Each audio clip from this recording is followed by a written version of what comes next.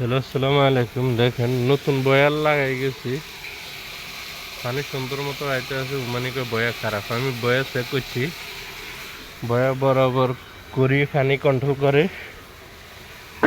দেখেন আমি বয়াটা যদি হালকাভাবে উপর করি পানি বদ্ধ হয়ে যায়, অথচ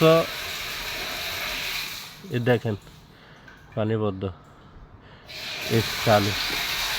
তো এটার সমস্যা হয়েছে কি, এটার সমস্যা হয়েছে দেন ওই একটা 9 নিটের বাল্ব না, এই পাইপটাতেই এই ট্যাঙ্কির পাইপও আছে, আর এটা দিয়ে পানি এদিকে যায় দেখেন, আর ওটা দিয়ে পানি এদিকে আসে। এখন ওই 9 নিটের বাল্বটা খারাপ হয়ে গেছে, এটা খারাপ হওয়ার গতি পানিটা এমনি এদিকে যাইতে আছে। ওকে, আল্লাহ হাফেজ।